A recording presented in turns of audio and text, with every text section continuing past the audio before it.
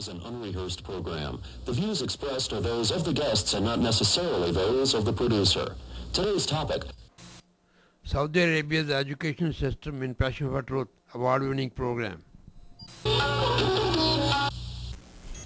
Welcome to another edition of Passion for Truth. Saudi Arabia's public schools are demonizing the Christians, Jews, and other unbelievers, saying every religion other than Islam is false.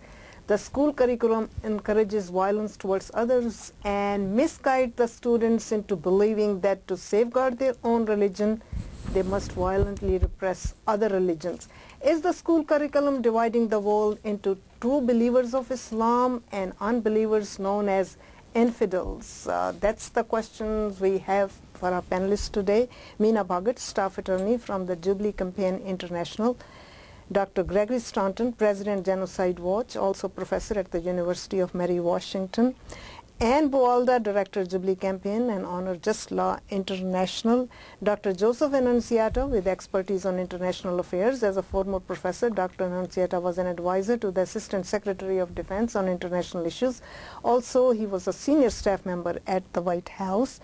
And Dr. John Waldes, President and Vice Chancellor of Central Buganda University. Welcome you all. Starting with you, Meena, should we worry that with this kind of education in public schools that we are talking about in Saudi Arabia, Osama bin Laden can get an army of terrorists from Muslim countries, predominantly Muslim countries like Indonesia?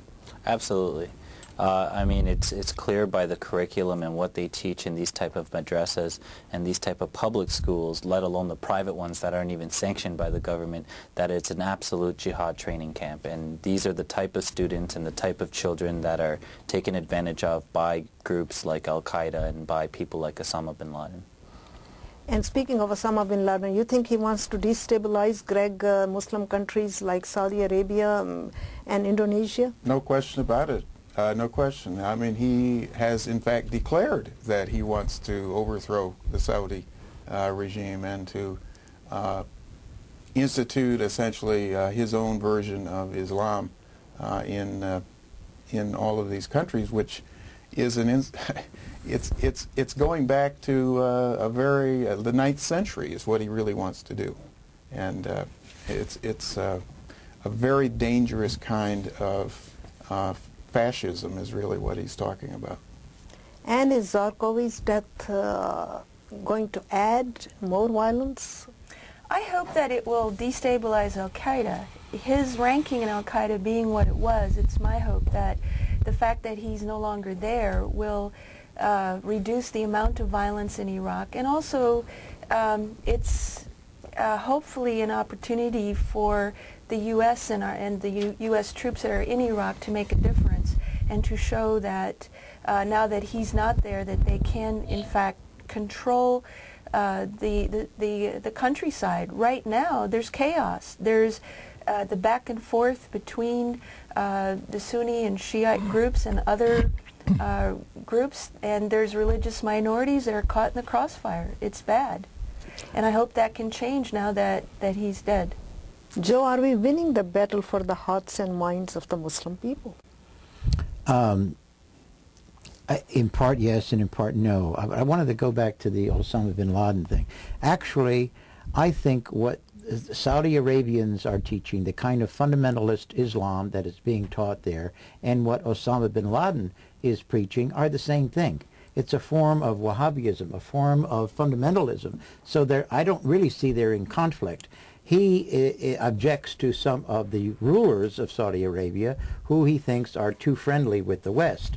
But the kind of fundamentalist religion that is being taught in the madrasas is the same, I believe. So are we losing the hearts and minds? I think there are many, it's a struggle. I think there are many young people in Muslim countries that are attracted to the West, but sometimes they're attracted to the wrong thing. They're attracted to our movies, the glitter, the Walt Disney, the commercialism, the cell phones. But there's a lot also that young people in Muslim countries are learning by coming to American universities, and they're learning about democracy, and they're learning about the American constitutional system. And this is true of many countries, not just Islamic countries, but in China and elsewhere. Young people, there's a mixed lesson that they're learning, but many of them are learning good lessons by actually coming to here and living at universities and taking seriously the good things that the United States has to offer rather than the junk commercialism. What's your take, John? Well, there are a couple of things. Traditionally, we have always said, give me the child for the first 12 years and he's mine forever. The Jesuits were saying that a long, long time ago. As the seed is planted, so grows the tree. Whatever we could do to children has a profound influence on their lives and later lives. So it's very dangerous if those first few years of life are contorted into hatred.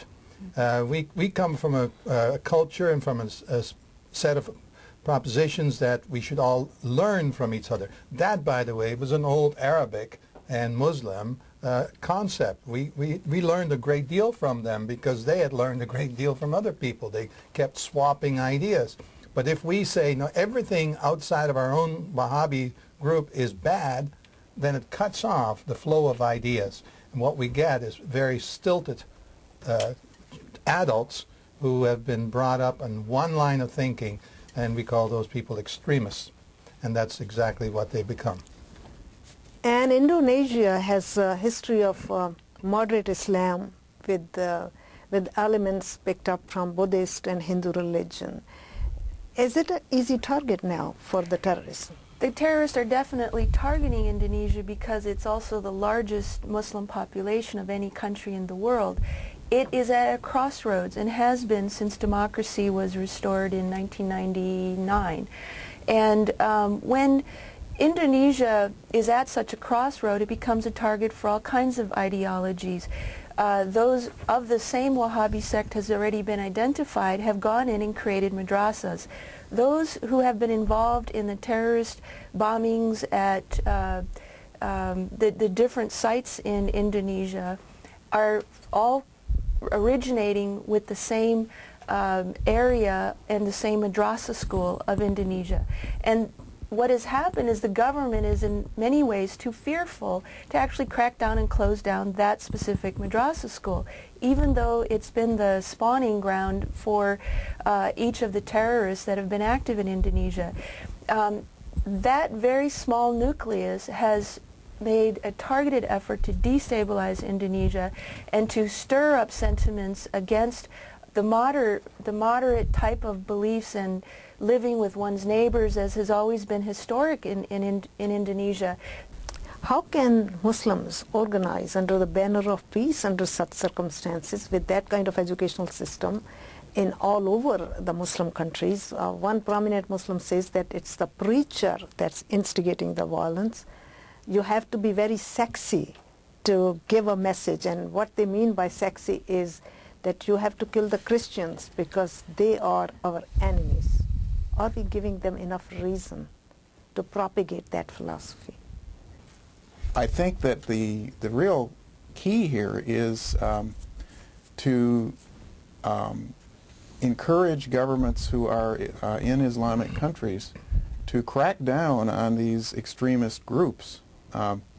As Anne was just saying, Jamaat Islami is one of them, and it's in Indonesia, and the leader is about to be released. He was in prison for 2 years because he was connected with the Bali bombings. 2 years for killing, 300 and some people.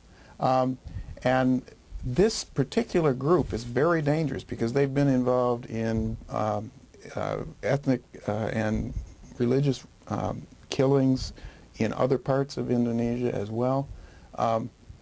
In other words, what we've got here is the moral equivalent to the rise of a new totalitarian movement. And I think that we are right to see it as dangerous as it is. So the way to really, I think, though, counter it is not for us to be the people who counter it.